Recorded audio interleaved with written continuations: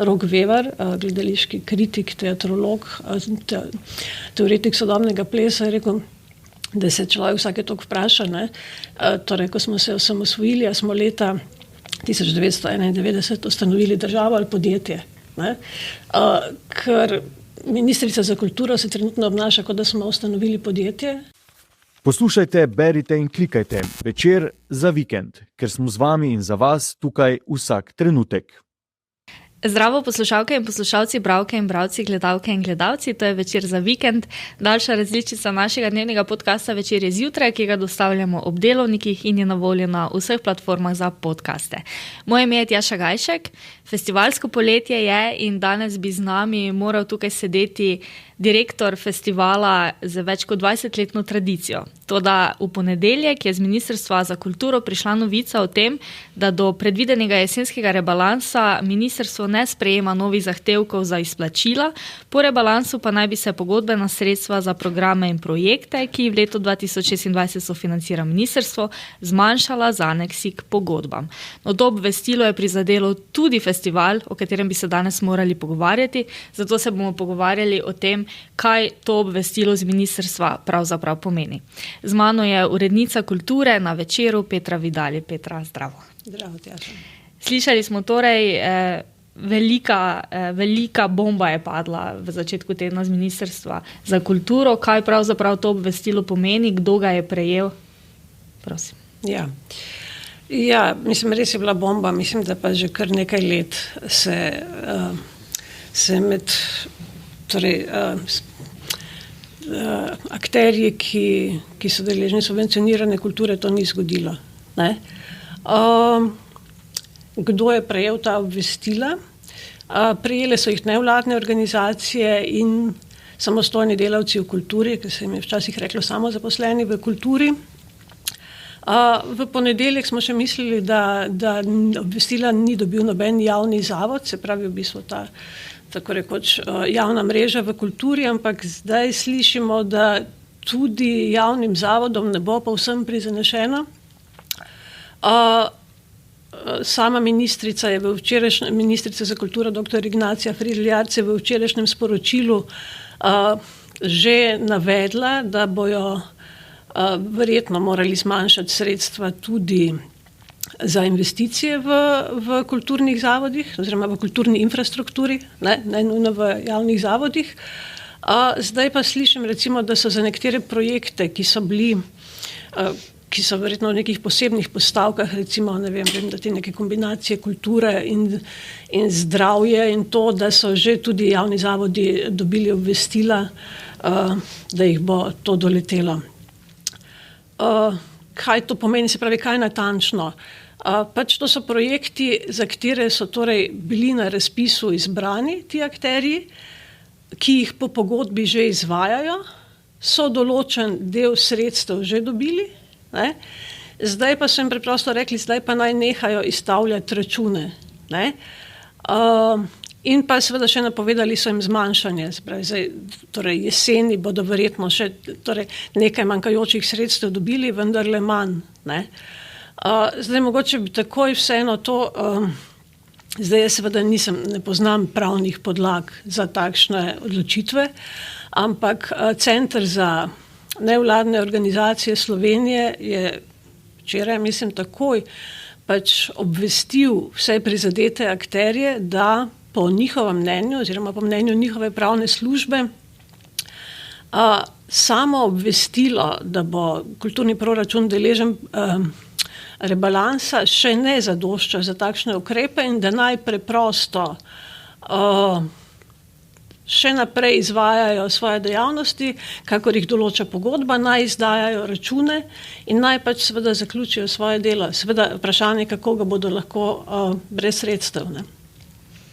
In pa samo še toliko prej, se pravi med nevladnimi organizacijami, samostojnimi delavci, delno, se pravi tudi javnimi zavodi, smo pozabili omeniti še medije, tudi vsa sredstva, ki jih Ministrstvo za kulturo predvidoma namenja medijem, so tudi pod to postavko že.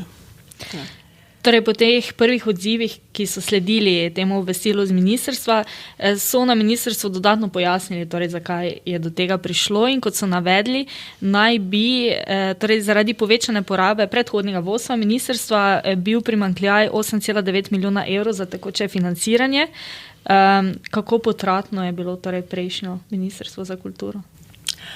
Ja, včeraj smo kar nekaj številk smo dobili. Najprej je bivša ministrica za kulturo, doktorica Asta Vrečko, omenila seveda, da je to rekorden proračun za kulturo.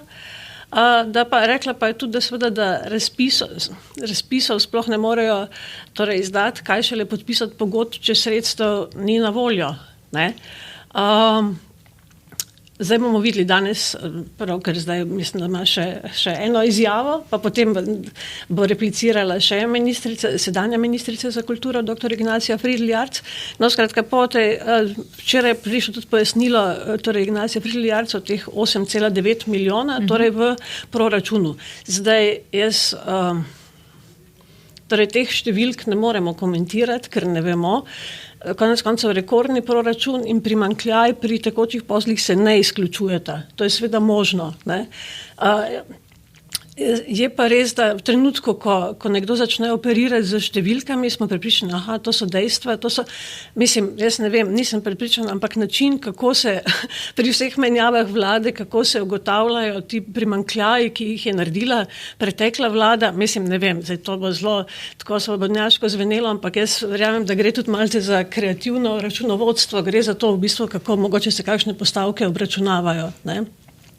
Bi pa vseeno rekla to, da že na zaslišanju kandidatke za ministrico za kulturo, mislim, da je predvsem stvar, ki smo si jo vsi zapomnili in ki jo je obljubila in rekla Ignacija Fridl-Jarc, je bila, da bo, se pravi, gospodarno ravnala z sredstvi v kulturnem proračunu. Ne? Mislim, da se vsi... To ni nekaj, s čimer, ne vem, ne poznam nikogar, ki se ne bi s tem strinjal, seveda vsi smo za gospodarno ravnanje, se mi zdi pa na nek način pa vendarle zelo simptomatično, da se pa, mislim, da tega ni rekel noben drug minister oziroma kandidat za ministra, da se v trenutku začne kulturo obravnavati kot nekaj, kar očitno ni gospodarno, kar je v bistvu luksus na plečih državljanov. Mislim, trenutko, ko rečeš, kot glavna postavka, zdaj bom pa jaz to uredil, da več ne bo tako negospodarno, se mi zdi to že pač, kot sem rekla, malo simptomatično. Odzvali so se tudi v asociaciji, kjer pravijo, da ravno programi nevladnih organizacij in pa samostojnih delavcev, neodvisnih producentov in torej podobnih, ki jih bo ta res najbolj prizadel, ne predstavljajo tako velikega deleža porabe kulturnih sredstev. Ja, mislim, da sploh seveda največji porabniki javnih sredstev kulturi so javni zavodi, ne? Da so velike pač ustanove s popolno infrastrukturo, ne mislim samo fizično. Ja, seveda nevladne organizacije in kulturniki niso, zdaj ministrica za kulturo trdi, da je največji delež primanjkljaja prav na tej postavki, primanjkljaj naj bi bil 3,9 milijona, ampak jaz ne vem, če je to v tako velikem proračunu in v takšnem proračunu ene države res takšna postavka, da se je preprosto treba tega najprej lotiti, ne? Spravi, to je, mislim, v trenutku, ko rečeš, da boš to delal v imenu gospodarnosti, v trenutku, ko to predstaviš kot računico, zgleda stvar kot popolnoma jasna, ne? Ampak to je vendarle vedno stvar odločitev, mislim, kje se bo, ne? Tako da seveda, meni se zdi, to je preprosto z čisto človeškega, etičnega vidika, kogarkoli ministra za kulturo, zlasti, se pravi nekoga, ki je tukaj zato, da naj bi pomagal kulturi. Ne? Se mi zdi res prizadeti te, ki so popolnoma odvisni od vsakega projekta posameznega, ki niso zaposleni, ne? Ki ne bodo mogli pač v bistvu ne izvesti do konca projekta, niti preživeti, pravzaprav se mi zdi pa res, bom rekla, človeško sporno, če druga ne. Je to dodatno pojasnilo, ki je prišlo za tem, torej, da gre le za začasne ukrepe, v kakšnokoli pomiritev? Mislim, pač začasno. Zdaj bomo videli, jaz ne vem, kako bo s tem rebalansom. Mislim, tudi če gre za začasne, pa se sploh, če gre za začasne, pa če mislijo, da se bo to dalo rešiti, potem je pa to sploh znak, da pravzaprav mislijo, če ne druga, vsaj strašiti pravzaprav na tem področju, da mislijo pravzaprav, ne vem, prisiliti akterje, pravzaprav, da pokleknejo, ne vem, ne razumem drugače, no. Slišali smo torej, kako se je odzvala opozicija, seveda z bivšo ministrico Asto Vrečko na čelu. Še nekaj se je že v tem kratkem času nove zasedbe na ministrstvu zgodilo, to je torej ponovna ustanovitev Muzeja slovenske osamosvojitve, ki ga je Ignacija Fridl Jarc označila kot nekakšno darilo ob dnevu državnosti in potem pozneje torej za vršilca dolžnosti direktorja imenovala Jožeta Dežmana. Kako vidiš to potezo, o kateri smo seveda že tudi veliko govorili, tudi zdaj v tem okviru vsega, kar se je zgodilo še kasneje? Prvič, se pravi, očitno sredstva so na voljo, ne, celo za nove projekte, ne, nove projekti, ki so darilo državljanom, mislim, hočem reči, a se v imenu tega darila državljanom je treba potem pač na drugih postavkah prihraniti. Jaz mislim, da je to, čeprav bi verjetno zelo jasno utemeljili, ne vem, bomo opet dobili kakšen račun, da to ni, da gre za druge postavke, ampak jaz mislim, da je to zelo legitimno vprašanje na tem mestu, ne. Tako kot seveda, torej še vedno, kje je sedež Muzeja osamosvojitve, ne, Metelkova 6. Mislim, od vseh lokacij, ki so na voljo, če daš veš, Tjaša, če se odločiš, da bo sedež na Metelkovi 6, kjer je pravzaprav sedež nevladnih organizacij od Mirovnega inštituta dalje, če se odločiš, da boš tja postavil Muzej osamosvojitve, to zelo jasno sporočilo. Ne? Tako kot je jasno sporočilo, da če je treba, tudi se zdi osnovno vprašanje, če je res treba znižati, se pravi prišparati ta sredstva v kulturnem proračunu oziroma jih nadomestiti, na isti način se odločiš najprej, da boš nevladne organizacije in samostojne. To se mi zdi popolnoma primerljiva odločitev. Ne? In če že, bom odgovorila tudi na to specifično, ampak če že, skratka, ko začnemo gospodariti na tem področju, zlasti na področju pač teh, jaz pravim, socialnih servisov države, ne vem, in če smo že pri osamosvojitvi in pri letu 91, bi samo ponovila to, kar je nekoč rekel, in mislim, da je tudi kandidirala za Večerovega Boba leta, Rok Vevar, gledališki kritik, teatrolog, teoretik sodobnega plesa, je rekel, da se človek vsake toliko vpraša, ne? Torej, ko smo se osamosvojili, smo leta 1991 ustanovili državo ali podjetje. Ne? Ker ministrica za kulturo se trenutno obnaša, kot da smo ustanovili podjetje. Ne?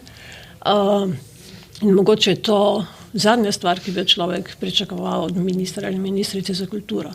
Pa jaz ne mislim, da skratka ravno s tem, ko tako poudarja to gospodarno, si pravim, se mi zdi zelo slabo sporočilo za državljane, ker utrjuje to prepričanje, da je kultura popolnoma nepotreben luksus. Kar se Muzeja osamosvojitve tiče, ne vem, ob vseh komentarjih, ki smo jih lahko prebrali v tem času, meni se zdel sicer dosti smiseln ta, da je to res problem prejšnje vlade, mar bi naredili ta Muzej osamosvojitve, mislim, ne, pa bi ga naredili na strokovnih temeljih, kakor si predstavljajo, pa bi zdaj, pravzaprav, gotovo bi zdaj seveda nova vlada kaj spremenila, ampak vendarle bi, jaz nisem proti temu, da imamo Muzej osamosvojitve, pač se mi zdi to eden od menikov v zgodovini države in slovenstva oziroma in naroda in tako dalje, in seveda imajo različni mejniki, pravzaprav imajo svoje muzeje, svoje inštitucije, in zaradi mene lahko ima tudi osamosvojitev, bi pa seveda pač si želela, da bi bilo to na strokovnih temeljih, da se upošteva to, kar že se pravi, mislim, jaz nisem specialistka za to, ampak recimo cenim nekaj ljudi na tem področju, ki veljajo konec koncev za poznavalce osamosvojitve in ki so bili pravzaprav zraven, in to na strani, ki bi jo gotovo sedanja vlada imela za pravo, ne vem, brala sem zadnjič intervju na MMC-ju z dr. Alešem Gabričem, ki pravi, seveda muzej osamosvojitve, zakaj pa ne, ampak naj prosim upoštevajo to, kar so dosedanje inštitucije, se pravi muzeji, novejše zgodovine, inštitut za novejšo zgodovino in tako dalje, že dognali na tem področju, se pravi, pač ne moreš v trenutku ga ustanoviti, mislim v trenutku tako hitro in to sem naprej lahko človek prepričan, da to pač potem ni nujno na strokovnih temeljih, ne. Še to, Petra, napovedi so seveda nehvaležne, ko sem na začetku rekla, da torej bi tukaj moral danes sedeti tudi direktor festivala, rekel je, ne ve, ali festival sploh bo, mislim, da je to neko stanje vseh teh, ki so torej prejeli tako obvestilo, pa vendar, kakšna 4 leta so pred nami na kulturnem ministrstvu in sicer? Ja. Ja, prepričana sem, da če si dr. Ignacija Fridl Jarc nekaj zastavi za cilj, da jaz jo imam za izjemno sposobno, izjemno pametno osebo. Prepričana sem, da če si nekaj zastavi za cilj, da bo to tudi izpeljala, ker ni nujno, ljudje si zastavijo različne cilje, tudi na ministrskih mestih pa pravzaprav tega niso sposobni izpeljati. Jaz mislim, da dr. Ignacija Fridl Jarc bo, da se bodo pač razmerja v kulturi in med kulturnimi akterji bistveno spremenila. Jaz, po mojem mnenju, ne na boljše. Hvala, Petra, za pojasnila in obisk v studiu. Prosim. Hvala tudi vam. Ponavadi rečemo, da ste zdržali do konca. Danes je bilo treba zdržati krajši čas, sedaj pa tako kot ponavadi sledi napovednik tega, kaj boste večer lahko brali v soboto in v nedeljo. Poslušajte, berite in klikajte Večer za vikend, ker smo z vami in za vas tukaj vsak trenutek. Zdravo, kaj bomo brali ta konec tedna? V tokratni sobotni prilogi se že ogrevamo za lokalne volitve. 127 dni pred lokalnimi volitvami je mariborska politična scena še dokaj mirna. Večina strank in potencialnih kandidatov še skriva svoje načrte, saj vsi čakajo predvsem na eno odločitev. Ali bo za 3. mandat kandidiral aktualni župan Saša Arsenovič? Kdo vse pa je že napovedal kandidaturo za mariborskega župana in kdo še odlaša z odločitvijo? Pišeta Aljoša Peršak in Igor Selan.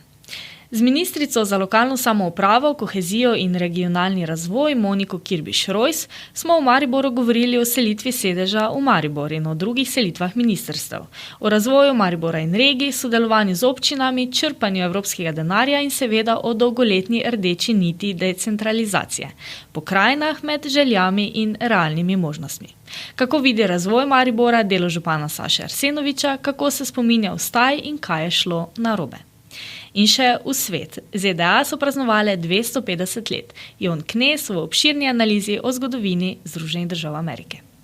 Večer v nedeljo v novi izdaji pa prinaša naslednje zgodbe. Denis Bende Živčec je v pogovoru s pevko Leo Sirk izvedel, zakaj si je vzela daljši premor na glasbeni sceni. Spregovorila je tudi o medijskem pritisku, o družini, o ljubezni in lekcijah, ki so jo marsičesa naučile.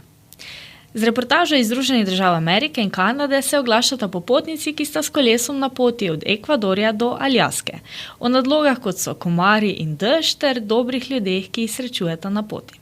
Damjana Žižt pa je bila na literarnem večeru, na katerem so svojo poezijo predstavili mladi in se s tem izrazili o osamljenosti in o izgubah. Ti mladi so zaradi različnih razlogov izpadli iz izobraževalnega sistema, sedaj pa pod okriljem produkcijske šole Mladinskega doma Jarše nadaljujejo šolanje in se vključujejo tudi projekte, kakor je bil ta, povezan z literaturo. Naj bo lep konec tedna, tak, v katerem najdete čas tudi za branje časopisa v tiskani izdaji ali pa na spletu.